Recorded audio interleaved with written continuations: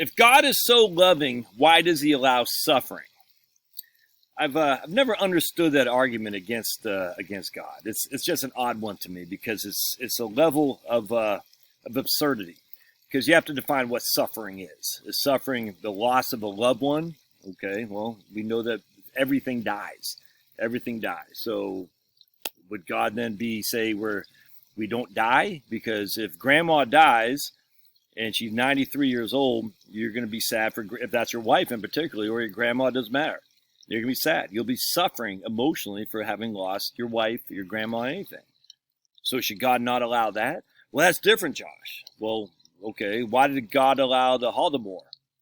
Well, that's suffering too, on a bigger scale. But are we going to say, okay, so the Holodomor God shouldn't have allowed, but grandma dying God should allow?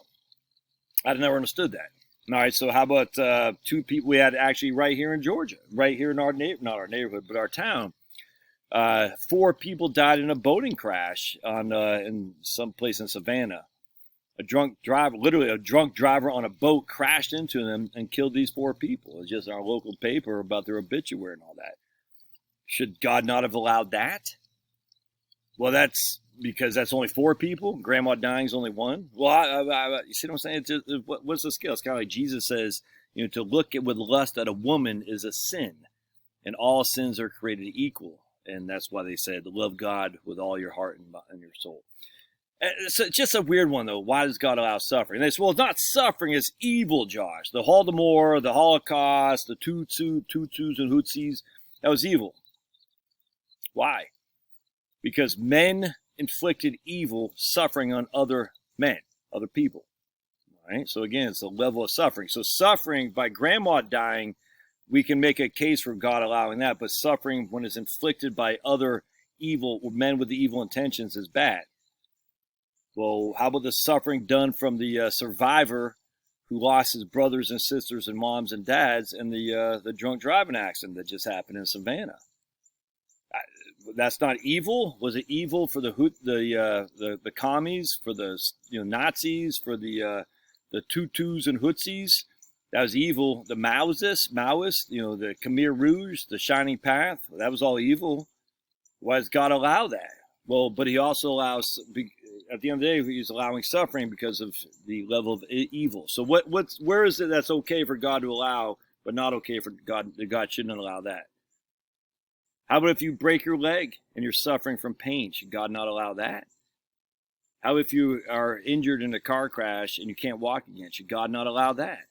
I've never understood this level of thinking about why does God allow suffering if he's an all-loving God. In fact, you can pick up the good book. I got the New International Version, not V, and we're just going to go literally to Genesis. I mean, it doesn't make sense to me. I think these are weak arguments, actually. Right here we go. Genesis 3, the fall of man. And he says, to the woman, to Eve, God says, after they ate the forbidden fruit, which was not an apple, by the way, to the woman, he said, I will greatly increase your pains in childbearing. With pain, you will give birth to children. All right. So you could make an argument that God is actually making women suffer in order to give birth. Making women suffer in order to give birth. Making women suffer in order to give birth. And what happens when women give birth? They go through the suffer and agony. And what happens next?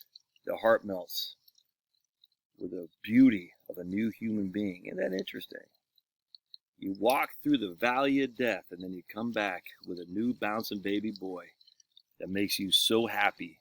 You would gladly trade that suffering 100 times out of 100 to have that new bouncing baby boy or girl. You suffered. God forced you to suffer. On the back end, the joy that only a mother can know. Isn't that interesting? And on top of that, hold on a second. Here's what God then told Adam. Curses the ground because of you. Through painful toil, you will eat of it all the days of your life. It will produce thorns and thistles for you, and you will eat the plants of the field. By the sweat of your brow, you'll eat your food until you return to the ground, since from it you were taken. For dust you are, and to dust you will return. Notice what he says. Through painful toil, you'll eat of the land all your days of your life. It will produce thorns and thistles for you. You're going to suffer in order to work for the food. You're going to suffer. It's going to be painful. And then you're going to die, and you'll go back to dust as you came from the world, as you came into the world from dust to dust. Now, let me ask you a question. Who has higher joy? Someone who is given a brand new car just because they're born to a wealthy family, or someone who freaking worked hard for it and how to pay for it themselves? Who's going to find more satisfaction and honor and enjoyment and pride of ownership? The person who suffered by work and toil. I did pretty well in college, not because I'm a super smart guy, but I freaking sat in the Army, in the infantry for 4 years, miserable as can be, to get the GI Bill in which to use for college. I'll be damned if I said I'm going to let this go to waste. I didn't suffer for 4 years in order to let this go to waste. I suffered for 4 years. I came out ahead. God allows suffering because naturally you think there's a reason for the suffering. There is a better thing that happens when you're done suffering. The suffering will stop at some point in this realm, and you're going to go to a permanent existence with God. And you'll be so grateful for the suffering, just like a woman giving birth to a child. So grateful for the suffering for the newborn that's now in her arms. So grateful. So grateful for the suffering of a young man going to 11 Bravo, suffering because it sucked. Horrible, horrible. So grateful for the suffering of going through the Holodomor, starving to death by the commie scum, and then dying even, to see what the eternal is. The temporal is right now the suffering, the eternal of the joy of being with God. Evil, well, what is evil? I mean, literally define evil. Bad things happen to good people. Is that evil? I don't know if that's necessarily evil. Well, bad things happen to good people done by bad people. What is a bad person?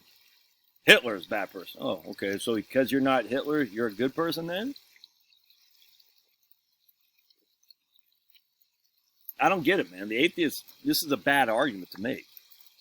There are lots of other arguments against God, but this isn't it. This is easy. Okay, suffering. Why does God allow suffering? Look at the newborn babies. That's literally that simple. I mean, it's just no other way around that. Look at everything of value you have. You got through some kind of toil, some kind of suffering, some kind of sweat, as God says in the Bible.